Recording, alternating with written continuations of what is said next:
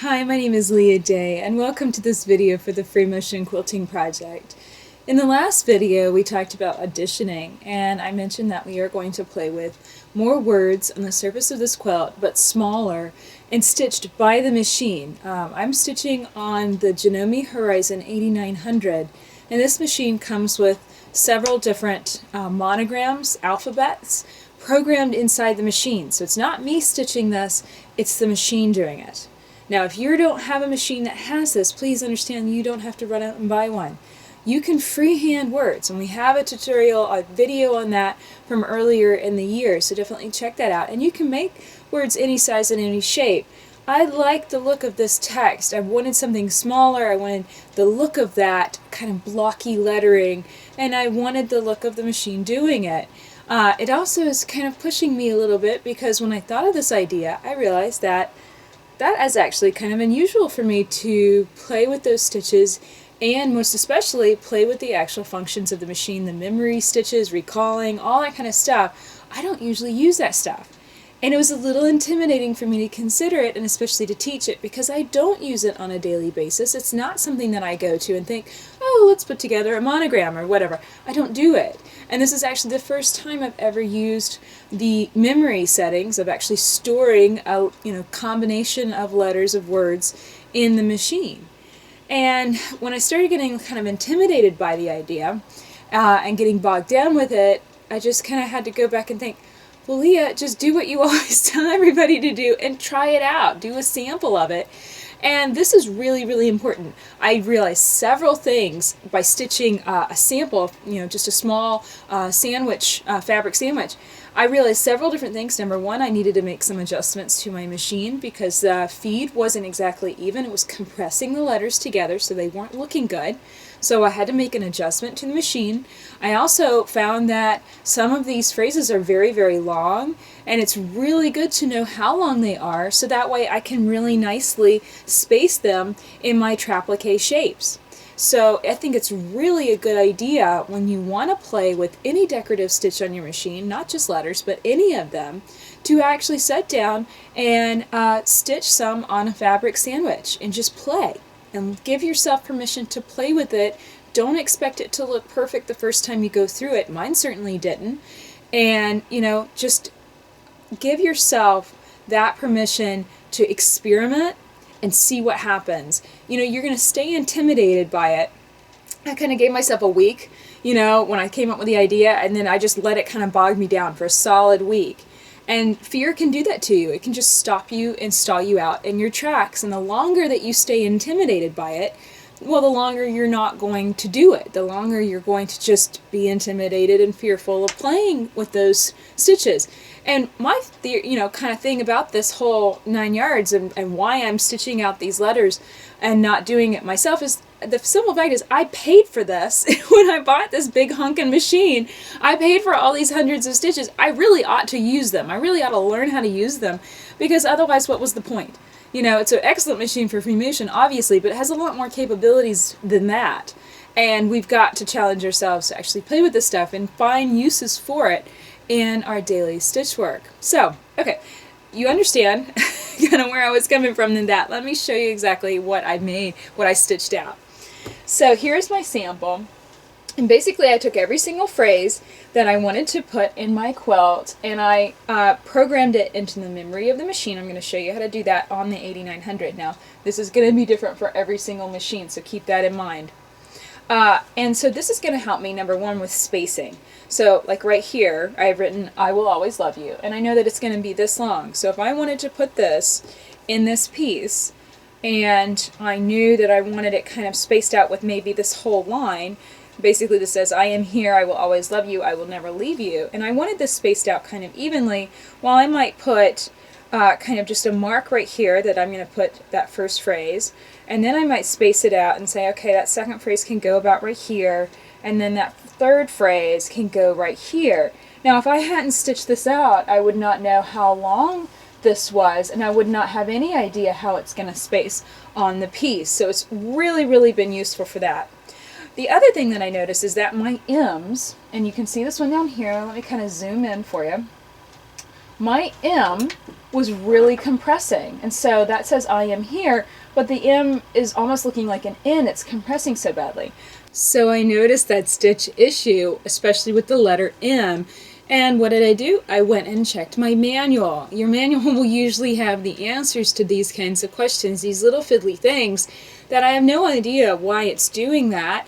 I was using a walking foot at first, and I found that was spreading things out too much, and like certain letters like the letter I and the letter E, the lines weren't even lining up on top of one another. So I switched to a regular foot. Number one, you don't need a walking foot even when you're quilting on a quilt sandwich with these monogram letters. I think the feed dogs are moving enough that you don't need that. So I checked the manual, and it turns out that there is this little kind of dial down here on your machine, and this is where it is on the Janome Horizon. I have no idea where it is on other machines, so you're gonna have to check and look around yourself. And basically, it has a plus and a minus sign, and because my M's were being compressed, I needed to just turn this ever so slightly to the plus sign, and that's going to stretch out the stitches. And so here you can see, let me zoom in again, that after I adjusted it, my M's were looking just perfect. So it's one of those things where number one, don't let fear stall you out. Don't let fear lock you in place, because it's really not going to get you anywhere. You're just going to stay afraid of it. And number two, don't be afraid to make adjustments to your machine. And don't be afraid to check your manual and actually read it to figure out how all of this stuff works. So let's actually get on the machine and see how these monograms work. We're going to do it two different ways. I'm going to write a short phrase. I'm probably actually just going to stick with my name, Leah. And I'm going to show you how to program that in one letter at a time. And that's just basically stitching one letter at a time. It's kind of slow, but if that's the way that works best for you, that's a good way to do it. The other way is to actually program the memory and save that phrase in your machine. So let's show you how that works. So of course, before you get started, the number one thing is to pull both threads up to the surface of the machine. And again, you see, I am using just a regular zigzag foot, has a wide opening in the base. I'm not free motion. I'm not doing this in free motion, so I have taken my Supreme slider off the machine because the feed dogs are most definitely working and going to feed this quilt forward. So I definitely need those working and touching the quilt, so the Supreme slider is not going to be used. Okay, so I have right now just, this is a memory stitch, but I want to just start from scratch, and I'm just going to do one letter at a time first. So here's an L, and all you do is you just start stitching. And the cool thing is that the machine will start slowing down automatically. Like my foot is pressed to the pedal in the middle right there, but the machine slowed itself down right before the end of that letter was stitched. And so you know when it stops, so then you can go in and you can select another letter and then do the exact same thing. And so this is really the kind of one at a time situation. Yeah, you know, if you feel more comfortable with that, if you're intimidated by the idea of programming, you know, that's fine. This will certainly work, but it's very slow. So, you know, see, I have to go one letter at a time. It also would be very easy, at least for me, to misspell something because I'm terrible at spelling already. But it would be really, really bad to accidentally do the wrong letter in the row. So I've got one more letter. I'll just finish up Leah. Okay, and then stitch the H. So I think that this could definitely work, but if you're doing a lot of very long phrases, it really pays to learn how to use the memory function on your machine. Don't be afraid of it. So here we go. We're going to hit first a letter, and so let's just spell out my last name, and we're going to save it this time.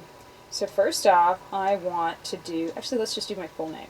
Let's do an L, then we're going to hit the memory. This is the memory button. And basically it's going to start up with another 2. So that's basically saying, okay, what's the next stitch that we're memorizing? So I'm going to go to my letters again, and I'm going to hit E, A, H. Just go on ahead and spell as you want. And then these right here are your spaces. So I'm going to hit that space, put some space in my name. And then my last name is D, A, Y. And then if you want to, you can put a little period at the end. That's kind of cute. Alright, whatever you want to program, just go on ahead and type it all out. And this stylus really does help. You want to use that in order to get all the letters selected. Then you come down here, and every machine, of course, will be different, but this machine has this button to store, so you just hit that button. Now, this, it's going to pop up on the last one that you stored. So you want to rotate your dial over and have it where there's nothing here. There's nothing stored. And then you're going to hit this little kind of in the folder memory button. It's like I'm saving it in the folder. There we go. It's in the folder. That's going to be 11 of 20. And then to select it, to actually have it stitched, all I do is hit it to select it. And now it's here and ready to stitch. And so all I have to do basically is just put my foot on the foot pedal, and it's going to do it all by itself. And so it's going to stitch this out very, very nicely. And as it comes to the end, it will slow down itself. It's kind of like a gas station. You know, whenever you prepay and you have maybe $20 that you're going to buy in gas, and like right when you get to 18, or 19.50, the gas pump will slow down, and you know that you're not pumping as fast because it doesn't want to go over $20. So it's basically that idea. And once you get done with it, you want to pull the quilt just a little ways away, put your foot back down, and I've started using the thread cutter that way because it's very useful. And then you still have long thread tails that you can hide. But you can see both ways look identical. This one, the first Leah, was stitched out with every single letter individual. This was stitched out with all that programmed in. Doesn't matter either way, but this was certainly faster. You got all the letters in at once, and you made sure you weren't going to misspell anything. So that's it for this video. I hope it has inspired you to play with your machine. No, this wasn't free motion quilting. This was using those special stitch functions. But if you have a machine like this, you really ought to learn how to use them. I know I had never programmed a memory stitch before, and now that I know how to do it, it's not intimidating at all. And I definitely plan to play with this more in the future.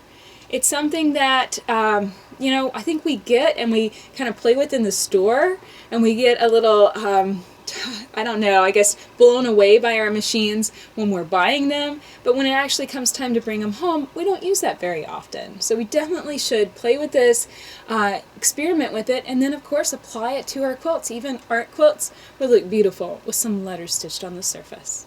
So my name is Leah Day, and this has been a video for the Free Motion Quilting Project. Make sure to come back and tune in. In the next video, we are going to finish up our trapplique. I'm going to be stitching these words in my pieces, and then the next step is to put them actually on the quilt. So definitely come by and check that out at freemotionproject.com. Until next time, let's go quilt.